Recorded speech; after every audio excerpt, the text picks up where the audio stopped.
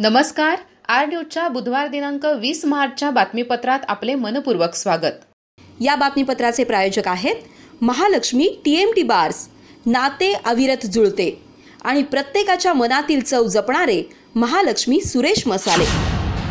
आजच्या बातमीपत्रात प्रथम पाहूयात गल्लीपासून ते दिल्लीपर्यंतच्या ताज्या घडामोडींचा धावता आढावा.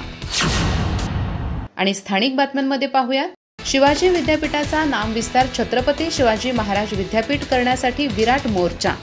औरंगजेबाच्या कबरीवरील निधी बंद करा, कबरीचे उदात्तीकरण थांबवा, जिल्हा प्रशासनास निवेदन. नामविस्तार न झाल्यास राज्यभर आंदोलनाचा इशारा. मनसेच्या दणक्याने ठेकेदाराला आली जाग, रस्त्यावरील अनावश्यक मातीचे ढिगारे हटवण्यास केली सुरुवात. मुख्याधिकारी देवानंद ढेकळे यांनी ही बैठक घेऊन दिल्या कडक सूचना.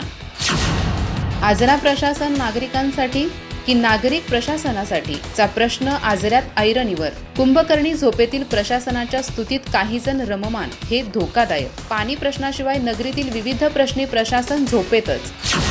किनी हद्दीतील 5 एकर क्षेत्रात फळझाड बागेला लागली आग, ग्रामस्थांच्या सतर्कतेने वनवा विझवण्यात यश.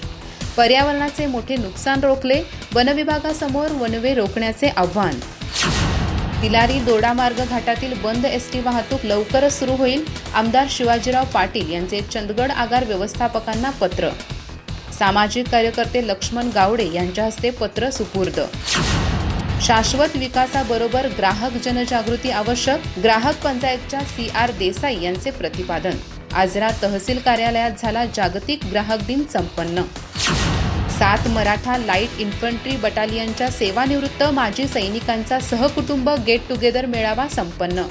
सुभेदार मेजर रामा पवार यांच्या अध्यक्षतेखाली सैनिकांनी एकोपा आणि प्रेमाचे महत्त्व केले व्यक्त. महिला दिनाच्या पार्श्वभूमीवर सैनिकांच्या पत्नींचा सन्मान. वर्ल्ड फॉर नेचर आणि समर्थ क्लासेस यांच्या सहकार्याने जागतिक चिमणी दिवस साजरा. चिमणीचे पर्यावरणातील महत्त्व व संरक्षणावर मार्गदर्शन. शाळेत, घरी आणि परिसरात चिमणी वाचवा उपक्रमाचे कौतुक.